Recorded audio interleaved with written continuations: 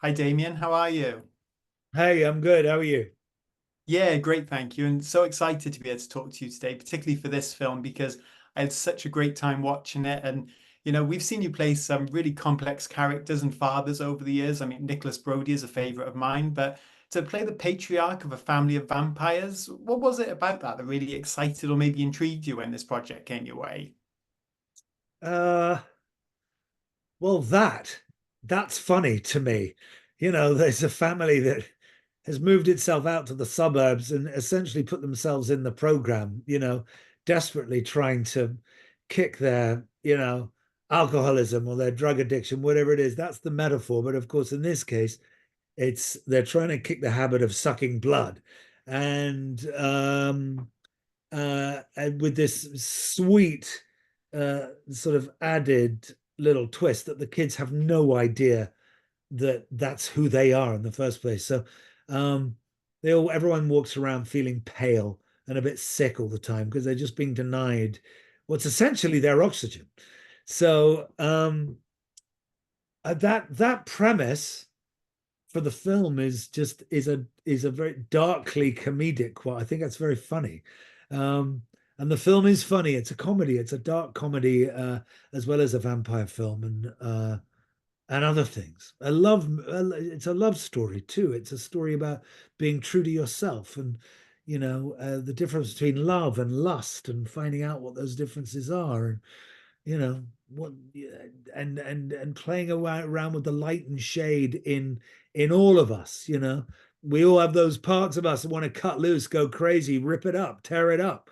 And then there's the more sensible, responsible self that gets us up in the morning and makes sure we arrive for our interviews on time.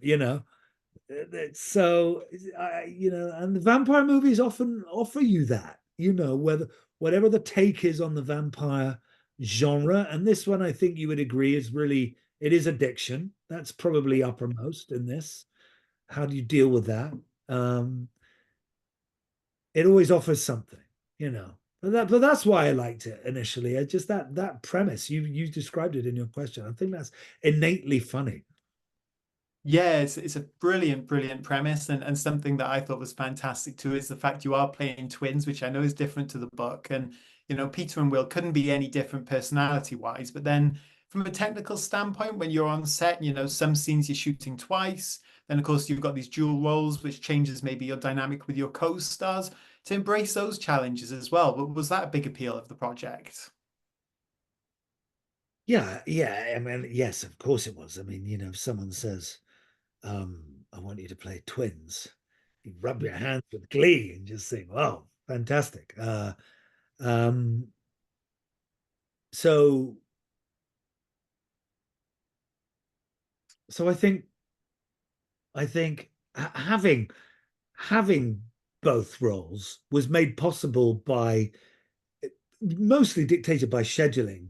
Actually, that we couldn't just go back and forth and back and forth because it was like an hour and a half change every time I went to change. So we played scenes, tried to shell it scenes where I played all Will, and then we would change maybe at lunch, and then we'd play all Peter. And as the shoot went on, I found it more and more easy. I was just one or I was the other. They were very different. They made very different choices in life, and I just really enjoyed the difference in them, you know. And I enjoyed the different relationships that each of those two guys had with other characters in the movie, mostly Helen, the wife, obviously, and the kids, Rowan in particular, the boy. Uh, yeah, fun to do, just fun to do. It's very playful. You have to be very disciplined, but also just remain very loose and playful and allow yourself to go there with each role. Yeah, fantastic. And I think something, although as different as they are, something they do have in common is they both got darkness inside of them. They obviously display that in very different ways. Peter being more reserved, but do characters like that with that darkness appeal to you more because maybe they are more complex or a little bit more rich for you to, no pun intended, but for you to sink your teeth into as an actor? I mean, not always, but yes, sometimes for sure. I mean, in this particular case, Um, yeah, in this, I mean, in this particular, yeah, Peter ends up lying, doesn't he, through most of the film because he can't face Helen and say, "Oh God, I've succumbed." And you know, my brother, his power is so overwhelming, and he's a disruptor. He spreads chaos, and suddenly everyone's just drinking blood left, right, and center, and briefly everyone is happy. You know, that's what I love about the sort of mixed moral messaging of the film as well is the guy who is clearly bad actually makes everyone feel happy, and that also speaks to our own longings and desires. Um, it's not always fun being sensible and responsible. You know, so um, I I enjoyed I enjoyed that part of it. You know, that part of the film. Yeah, amazing. As you said earlier, this is a funny film, and I think it's also very touching, and there's so many layers to it. But then, of course, it's got horror elements to it, so it gets very bloody at times. So to get hands-on with the gore in a few scenes, how did you find that? Because I know when I've talked to actors in horror projects before, they hate the stickiness of the fake blood and that kind of thing. But what was that experience like for you on this one? Well, we did get pretty bloody at one point. Uh, uh, Jay is very bloody. The boy that Rowan falls in love with. And that's one part of this movie. It's this lovely coming of age story in this same sex relationship with Rowan the son, and that's really that's really touching. And he's left with a horrible moral dilemma right at the end of the film. Um, and rolling around quite a lot punching thin air in the fight that we had. I don't mind, I don't mind getting covered in blood. I just kind of like, it's like let's if you're gonna do it, you're gonna do it. And then you just there, just wallow in it. Just enjoy it and get into it. Otherwise you are gonna be uncomfortable all night.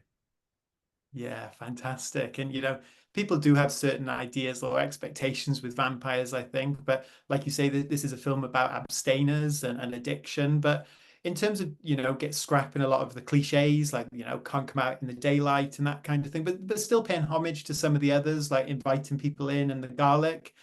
How was that to approach then? Did it maybe change how you approach the character at all, would you say? Or characters, sorry. No, I was happy. I like all those little tropes. I like the code of the vampire code that people know that you've just mentioned. We didn't overstress that. Will the vampire uh is in his trailer with all the curtains closed for most of the time, during the day. He opens his caravan door to his motorhome door to Helen, who comes and knocks on the door a couple of times, and Rowan. Um, and and he sees the sunlight. It's a lighter sort of comedic response in those moments. He doesn't suddenly shrivel and die, you know. He just says, "Oh God, the bloody sunlight! It's God, I hate it," and he just goes back inside again. So it's just a little nod and a wink to all those tropes, but trying to just keep it in a comedic world, in a lighter place. Yeah, and That's what I I think like about the film. It is a darkly comic film all the way through that doesn't, I don't think, detract from the real the very touching love story that runs through it and some of the darker elements that run through it. Yeah, I completely agree. And I love the way, there's so many genres almost it brings together. And talking of genres, I'm not sure if you're aware, but quite a few years now, people have been suggesting Marvel fans that they'd like to see you play a character called the Green Goblin, and there's fan art of you out there if you go looking. But has a Marvel DC role ever come your way? Is that something you're interested in, or not really, as you move on from shows like Billions now? It hasn't come my way ever, no. Um, if you could make a call, that would be very much appreciated. I don't I haven't seen any of that. That's interesting. Green Goblin. So wait a minute. Green Goblin is Spider-Man. Yes, Willem Dafoe. Yeah, I played the character previously. Right. They don't want Willem to do it again? No, there's a lot of, yeah, just have a quick Google, and there's a lot of, fan art and a lot of people writing about it, social media in particular. Just think you would be just perfect for a new version of that character. Damian Lewis, Green Goblin. Okay, I'll look it up. He doesn't sound very nice. No, it's another villain role, so it depends how dark you want to get. Mm. Would you say Bobby Axelrod was a villain or a hero?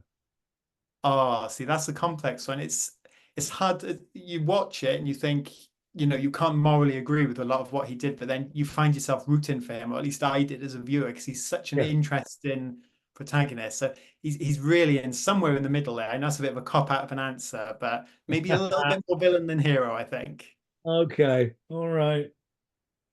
Great character though, and this is a great character, and you're working with such a great British cast here as well, and Billions. You mentioned that's a big US project, but is it important for you to be part of projects like this one, and to shine a spotlight, particularly with this, the rising stars we see in this movie, those younger actors too?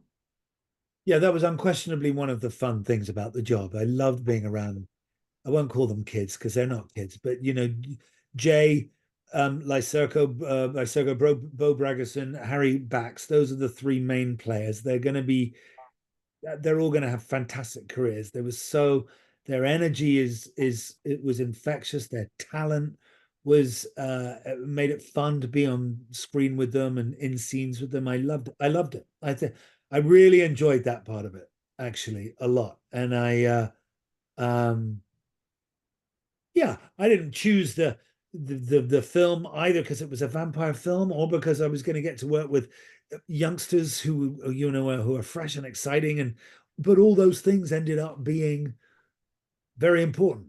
You know, I didn't think particularly I must work with Eros again, although I loved working with him the first time. So when he called up the second time, I just said, "Well, show me the script." I'm quite serious when it comes to acting and choosing roles. I've never been very good at just showing up in friends' projects, or because someone says, "But we're shooting in the Caribbean in January." I said, "Well, of course that would be nice," but I take it quite seriously, and I deliberate a lot over why I take a job, and this was no different actually, uh, and it was just really fantastic. It's just got a lightness of touch. It's got a comedy in it. It's a different kind of thing, certainly from Billions, or for example, playing Henry VIII. Yeah, whatever. So yes, you're absolutely right. Amazing. Well, Damien, such a pleasure to talk to you because I'm a huge fan of your work, and I had such a great time with this film, and I cannot wait for people to check it out because it surprised me from start to finish with where it goes. So it's a really special project. Thank you. Good. I'm glad. Good. Thank you.